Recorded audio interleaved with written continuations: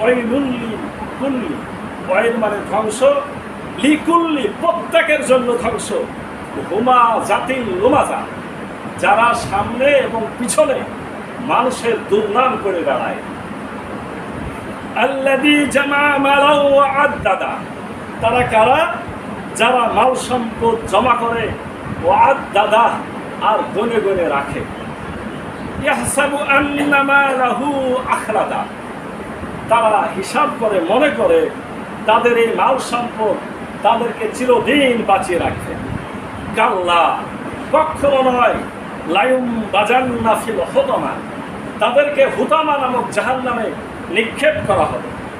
ওমা আদরাকা মাল হুতামা, হে রাসূল আপনি কি জানেন সেই পিষ্টনকারী জাহান্নামটি কি?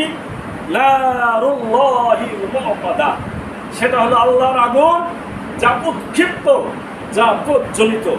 আল্লাতী তাত্তালিউ আলাল আফিদা, এই আগুনটি তাদের অন্তর পর্যন্ত পৌঁছে যাবে। ইন্নাহা আলাইহিম মুসাদা, অতঃপর তাদেরকে ঢাকনা দিয়ে ঢেকে দেওয়া হবে। ফি আমাদিন মুমাদ্দাদা, তারপর বড় বড় স্তম্ভ দিয়ে সেটাকে চেপে দেওয়া হবে।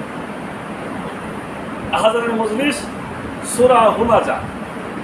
আল্লাহ রসুলের উপর কখন এই সূরাটি নাজিল হয়েছে? আল্লাহ রসুল সাল্লাল্লাহু আলাইহি ওয়াসাল্লাম মক্কাতে নবুয়ত পাওয়ার কিছু পরেই নাজিল হয়েছে। এই সূরাটি মূলত কাফির মুশরিকদেরকে দাওয়াতের জন্যই দেওয়া হয়েছিল।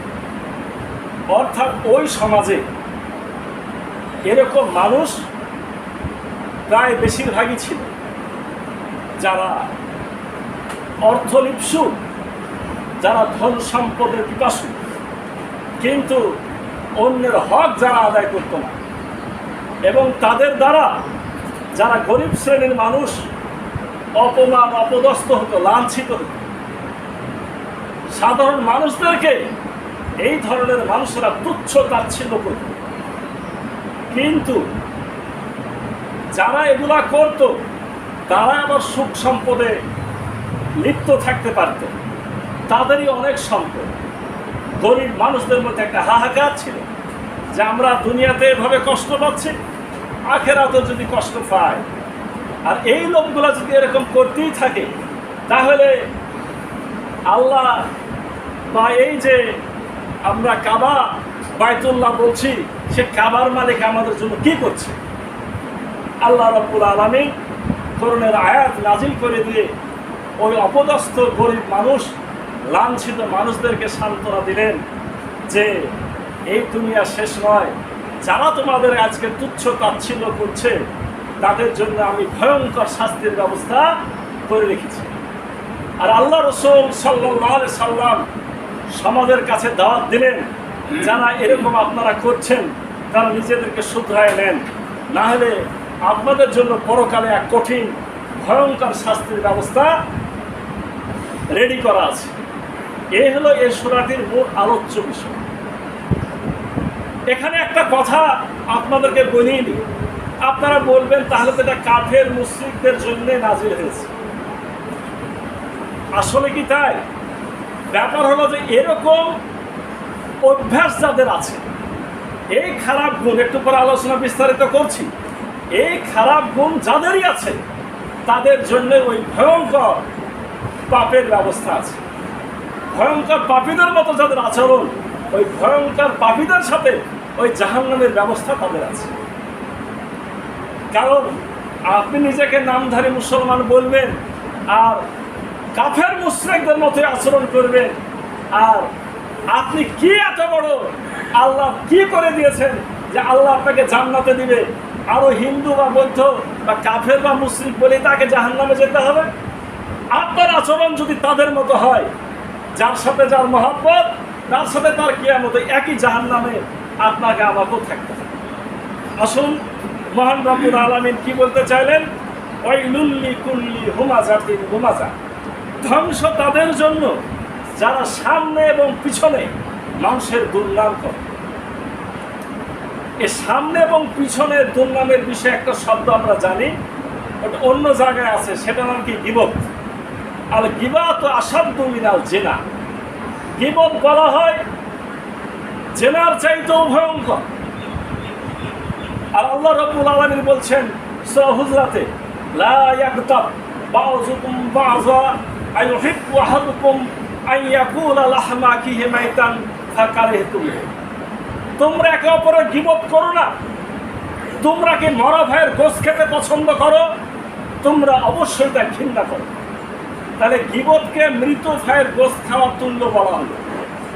এই গীবত অর্থাৎ অন্যজনকে ছোট করার জন্যে, সমাজে তাকে খাটো করার জন্যে, অন্যের দোষ ত্রুটি তাকে না জানিয়ে তার অনুপস্থিতিতে যেটা বর্ণনা করা হয় সেটাকে গীবত বলা হয়। আর এই গীবতের চাইতেও ভয়ঙ্কর হলো কোনটা? এই হুমাজাতিন নুমাজা, একসাথে দুটা জিনিস। এই লোকটা পিছনেও দুর্নাম করে, আপনাকে সামনেও দুর্নাম করে। অর্থাৎ এই লোকগুলো কারা? এরা কিন্তু সমাজের প্রতিপত্তিশালী, এরা কিন্তু সমাজের ধনিক শ্রেণী, এরা কিন্তু সমাজের গণ্যমান্য ব্যক্তি, যাদেরকে আপনি সম্মান করেন। এই সম্মানী লোকদের মধ্যে কিছু এরকম লোক থাকে, অর্থাৎ যার উপরে কিছু বলা যায় না। এই সুযোগে একটা সাধারণ মানুষকে, তার থেকে একটা নিচু মানুষকে পিছনেও তার দুর্নাম করে, সামনাসামনিও তাকে অপমান অপদস্থ করে। এটা একটা ভয়ঙ্কর গুনাহ। যারা এই কাজ করে তাদের জন্য বলা হলো তাদের জন্য ধ্বংস। এবং তাদের বৈশিষ্ট্য কি? আল্লাযী জামআ মালান ওয়া আদ্দাদা। তারা মাল সম্পদ জমা করে, ওয়া আদ্দাদা গুনে গুনে রাখে। মানে বোঝানো হচ্ছে মাল সম্পদ জমা করে এটা একটা আছে, কিন্তু সাথে সাথে গনে মানে কি? তারা কৃপণ, তারা ছোট লোক, অর্থ আছে দিতে চায় না। এমন অনেক লোকের বৈশিষ্ট্য আমার জানা আছে, নিজে মানুষের কাছে চাই ভালো কাজের জন্যে, তার পকেট থেকে একটা করবে না। তারা খালি গণনা করে আর জমায়ে জমায়ে রাখে। এই গুণগুলো আপনাদের সম্মুখে কেন বলছি? এই গুণ তো নয়, এগুলো ভয়ঙ্কর রকমের দোষ। এই দোষগুলা থেকে যদি না নিজেকে বাঁচাই তাহলে আমাদের জন্য ধ্বংস। কেমন ধ্বংস সামনে আসছে? তাদের আর একটা পরিচয় বলা হচ্ছে ইয়াহসাবু আন্না মালাহু আখলাদা। তারা মনে করে তাদের এই ধন সম্পদ তাদেরকে চিরদিন বাঁচায় রাখবে। মানে টাকার দাপটেই তো, সম্পদের দাপটেই তো সৈন্যকে অপদস্থ করছে। তার মানে সে মনে করে যে আমার যেহেতু টাকা আছে, তোর মতো লোককে আমি তুচ্ছ তাচ্ছিল্য মনে করলে তুই আমার কি ক্ষতি করবি? আমার অনেক শক্তি আছে, আমার অনেক খুঁটির জোর আছে, আমার অনেক দাম আছে, অতএব তোকে আমার কোনো প্রয়োজন নাই। তুই ভালো হ, তুই মন্দ হ, তোর দুর্নাম করলেও তুই আমার ঠেকাতে পারবি না, তোকে সমাজ থেকে বিতরণ করলেও তুই আমার কোনো ক্ষতি করতে পারবি না। তার মানে সে মনে করছে এই সম্পদই তাকে কি করবে? সব কিছু থেকে বাঁচাইয়ে দিবে। আল্লাহ বলছেন কাল্লা, কখনো নয়, লাইম বাজান্না ফিল হতমা। মানে একটা কাল্লা, আর এখানে নুনে তাসদিদ, আরবি পড়া লোকে একটা যদি থাকেন তো জানেন এটা হলো নিশ্চিত আর নিশ্চিত। অবশ্য অবশ্য অবশ্যই আল্লাহ বুঝতে চাচ্ছেন নিশ্চিতভাবে কখনো নয়, তাদেরকে ছুঁড়ে ফেলে দেওয়া হবে হুতামা নামক জাহান্নাম। ছুঁড়ে ফেলে দেওয়ার মধ্যে একটা কথা লুকায়িত আছে। জাহান্নামটা কিন্তু খুবই গর্ত, বড় গভীর এক খাদের নাম জাহান্নাম। আল্লাহ রাসূল সাল্লাল্লাহু আলাইহি ওয়াসাল্লাম একদিন সাহাবায়ে কেরামকে নিয়ে বসে আছেন। একটা প্রচন্ড ধরনের শব্দ হলো, দূরে মনে হলো কোথায় যেন কি ঘটে গেল। আল্লাহ রাসূল সাহাবায়ে কেরামকে বললেন, তোমরা কি জানো এটা কিসের শব্দ? সাহাবায়ে কেরাম বললেন যে এটা আল্লাহ এবং তার রাসূল ভালো জানেন, আমরা জানি না, কারণ এরকম শব্দের আগে কোনোদিন আমরা শুনিনি। আল্লাহ রাসূল বললেন, আজকে থেকে ৭৭ বছর পূর্বে জাহান্নামের মুখের একটা পাথর খুলেছিল, সে পাথরটা আজকে জাহান্নামের তলানি স্পর্শ করে। অর্থাৎ জাহান্নাম কত বড় গভীর খাদ, কত বড় গভীর গর্ত। আর এখানে যে লাইম বাজান্না শব্দ ব্যবহার করা হয়েছে, এটা হলো কোনো নোংরা, কোনো খারাপ, কোনো পচা জিনিস মানুষ যখন ঘৃণা ভরে ছুঁড়ে ফেলে দেয় তখন বলা হয় লাইম বাজান্না। অর্থাৎ আল্লাহ রাব্বুল আলামিন এই ধরনের মানুষদেরকে দুনিয়ায় তাদের যতই ঠাটবার থাকুক না কেন আল্লাহর কাছে তারা ঘৃণিত। এই অহংকারী মানুষগুলাকে আল্লাহ সহ্য করেন না, আল্লাহ রহমতের গুণে দুনিয়াতে কিছু বলেন না, কিন্তু যখন তিনি ধরবেন আখিরাতে আর ছাড়বেন না, তাদেরকে ভয়ঙ্কর আযাবে হুতামা নামক জাহান্নামে নিক্ষেপ করা হবে। আল্লাহ রাব্বুল আলামিন আমার রাসূলকে নিজেই বলছেন, ওমা আদরাকা মাল হুতামা, আপনি কি জানেন হুতামাটা কি? হুতামা শব্দটা আরবিতে হাতম থেকে, হাতম এর মূল শব্দ হচ্ছে হাতম। হাতম এই যে আমাদের যে খোয়া ভাঙ্গে যে মেশিন, এটার আরবি নাম হাত, মানে যে জায়গাতে কিছু পড়লে ওটাকে চূর্ণ বিচূর্ণ করা, এটার নাম হাতম। তাহলে আল্লাহ রাব্বুল আলামিন শব্দটা ব্যবহার কেন করেছেন? মানে এই অহংকারী, এই দাপটওয়ালা, দুনিয়াতে যে ধরাকে সহায়জ্ঞান করছে, দুনিয়াতে যার কোনোই বিচার হলো না, কিন্তু আল্লাহ রাব্বুল আলামিন সেদিন তাকে এই চূর্ণ বিচূর্ণকারী জাহান্নামে নিক্ষেপ করবেন, এই কথাটা এখানে তিনি স্মরণ করাই দিচ্ছেন। এবং আল্লাহ বলছেন এটার বৈশিষ্ট্য কি? নারুল্লাহিল মুকাদা, নারুল্লাহ মানে আল্লাহর আগুন। তো জাহান্নাম তো আল্লাহরই আগুন। আল্লাহ কেন এই শব্দটি ব্যবহার করলেন? আল্লাহ এজন্য ব্যবহার করলেন যে আমার আগুন, মাথায় রেখো, এটা আমার আগুন, এটা আমার শাস্তি। আমি যেমন সব থেকে ভালো জান্নাত দেওয়া জানি, তেমনি সব থেকে দুনিয়ার সব থেকে কঠিন শাস্তির ব্যবস্থা আমারই হাতে আছে। এখানে তাফসীর কারকগণ আরেকটা ব্যাখ্যা করছেন, নারুল্লাহ এর মানে হলো এটা এমন আগুন যার যতটুকু প্রাপ্য শাস্তি, যেহেতু আল্লাহর আগুন, তাকে সেরকম শাস্তি দেওয়ার তার যোগ্যতা আছে। নারুল্লাহ আল্লাহর আগুন। এই ব্যাপারে রাসূলুল্লাহর হাদিস কি? আল্লাহ রাসূল সাল্লাল্লাহু আলাইহি ওয়াসাল্লাম বলছেন যে আগুন যখন তৈরি করা হলো, তৈরি করার পরে এবার ফেরেশতাদেরকে বলল যে তোমরা এই আগুন থেকে জাহান্নামের আগুন বানাও। ফেরেশতারা বললেন কি করতে হবে? এতে তোমরা ফু দাও। 1000 বছর এই আল্লাহর তৈরি করা যে আগুন, প্রথম যে আগুন, এই আগুনকে উত্তপ্ত করা হলো। এরপরে ফেরেশতারা এসে হাজির হলো। আল্লাহ রাব্বুল আলামিন জিজ্ঞাসা করলেন আগুনের কি অবস্থা? 1000 বছর তোমরা তাপ দিয়েছে, এখন আগুনের কি অবস্থা? ফেরেশতারা বলছেন মহান রাব্বুল আলামিন কঠিন ভয়ঙ্কর অবস্থায় পরিণত হয়েছে, একেবারে লাল টকটক করছে। আল্লাহ বলছেন হয় নাই, তোমরা আরো 1000 বছর এর তাপ বৃদ্ধি করো। আরো 1000 বছর তাপ বৃদ্ধি করা হলো। 1000 বছর ধরে ফেরেশতারাকে উত্তপ্ত করলো। করার পর ফেরেশতারাকে আল্লাহ রাব্বুল আলামিন ডাকলেন, বললেন যে বলো আগুনের কি অবস্থা? রব্বুল আলামিন এটা আশ্চর্যজনকভাবে একেবারে সাদা রং ধারণ করেছে। আগুন কি হয়ে গেছে? সাদা। আল্লাহ বলছেন হয় নাই, তোমরা আরো 1000 বছর একে উত্তপ্ত করো। আরো 1000 বছর উত্তপ্ত করা হলো। 1000 বছর উত্তপ্ত করার পরে এবার ফেরেশতাদেরকে বলা হলো, হে ফেরেশতারা এখন কি অবস্থা? যে আল্লাহ এখন আগুন মনে হচ্ছে আমাদেরকেই খেয়ে ফেলবে।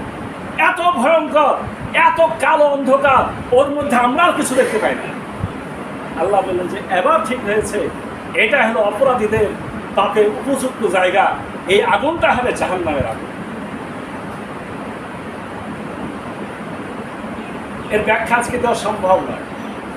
আল কাতরা, কোনো কোনো জায়গায় বলা হচ্ছে আল কাতরা। আচ্ছা বলেন তো, আল কাতরাকে যদি আগুনের ফুটে আপনার মাথায় ছেড়ে দেওয়া হয়, আপনার গায়ের কি মুহূর্তের মধ্যে কোনো চামড়া থাকবে? দুনিয়ার আগুনগুলায় যদি ভয়ঙ্কর আগুনগুলা দেখি, তাহলে কি অবস্থা? আর এই আগুনকে মহা ভয়ঙ্কর করে মহান রব্বুল আলামিন তৈরি করেছেন। বলছেন নারুল্লাহ আল্লাহর আগুন, আল মুকাদা, এটা হলো প্রজ্বলিত, সবসময় উৎক্ষিপ্ত। যার নাম বলা হয় নিজেই যেন নিজের অংশকে খেয়ে ফেলতে চায়, এবং সবসময় সে আকাঙ্ক্ষা করছে কখন অপরাধীদেরকে আমাদের পেটে নিক্ষেপ করা হবে। তাদেরকে খুব ভয়ঙ্করভাবে তৈরি করা হয়েছে। এবং এই আগুনের বৈশিষ্ট্য কি বলা হচ্ছে? আল্লাতী তাত্তালিউ আলাল আফিদা, এই আগুন মানুষের অন্তরকে পোড়ায় দেবে। কলিজাকে পোড়ায় দিবে। দুনিয়ার আগুন আপনি বাহির থেকে একটু আগুনের আঁচ লাগলেই চামড়া সব পোড়ার আগেই মানুষ মারা যায়।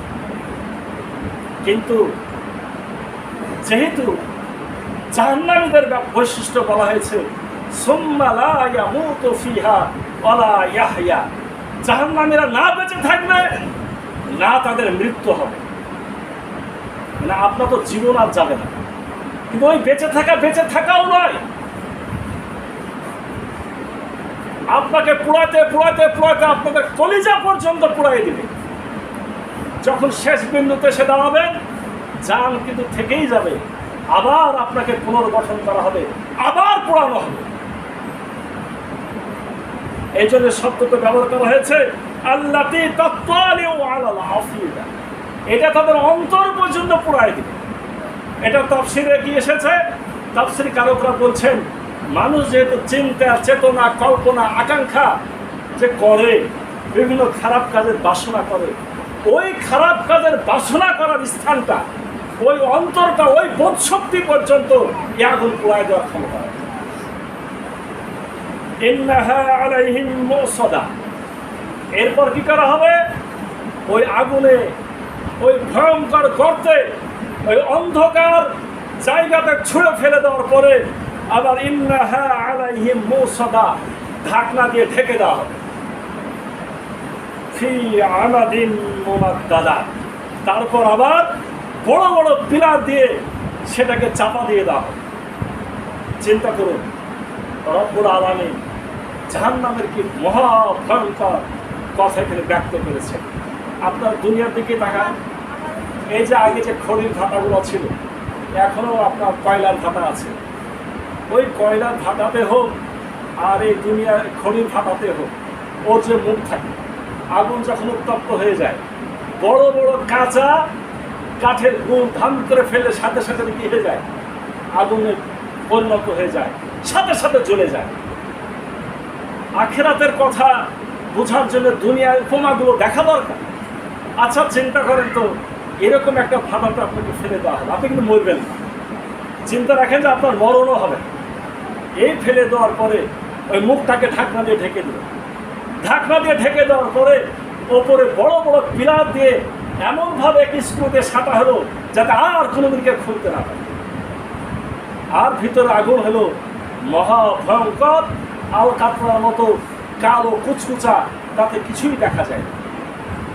এই কথাটা এখন যদি উপলব্ধি না হয়, আজকে একবার ঘুমানোর আগে চিন্তা করেন তো যে আমরা কোন অবস্থাতে চলছি আর কি অবস্থাতে আছি, এবং এই খারাপ গুণগুলা আমাদের মধ্যে কিভাবে বিরাজ করছে।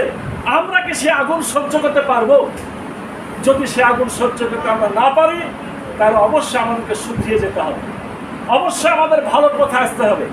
আর এখানে মাত্র 3টা খারাপ গুণের কথা বলা হবে। একটা, কাউকে সামনে অপমান করতে পারবেন না, কাউকে পিছনেও তার দুর্নাম করে বেড়াতে পারবেন না, আর মাল সম্পদ জমা করলেও কার্পণ্য করবেন না, অর্থাৎ বেশি বেশি আল্লাহর রাস্তায় ভালো কাজে খরচ করার অভ্যাস করতে হবে। এই 3টা যদি না থাকে, অর্থাৎ আপনি খালি সম্পদ জমা করার গুনে গুনে রেখেই দেন আর মানুষকে সামনে অপদস্থ করেন, পিছনে অপমান করেন, তাহলেই এত ভয়ঙ্কর কবিরা গুনার কারণে এরকম ভয়ঙ্কর আযাবের কথা বলা। আমরা আরো কত গুনাহ করছি, কত কবিরা গুনাহ করছি। যে কোনো একটা কবিরা গুনাহ থেকে যদি আমি তওবা না করে দুনিয়া থেকে বিদায় নিই, আমাকে অবশ্যই জাহান্নামে যেতে হবে। অতএব কখন তওবার সুযোগ পাবো এটা আপনিও জানেন না, আমিও জানি না। অতএব কোনো সময়তে বুদ্ধিমানের কাজ হবে, কোনো সময়তে যাতে কোনো গুনাহ আমাকে ধরে না বসে। আমাকে সব সময় নিষ্কলঙ্ক থাকার আপ্রাণ চেষ্টা করতে হবে, তাহলে এরকম মহা ভয়ঙ্কর আযাব থেকে আমরা মুক্তি পাবো। আল্লাহ রাব্বুল আলামিন আমাদের রমজানের তাকওয়ার শিক্ষা অনুশীলনের তৌফিক দান করুন।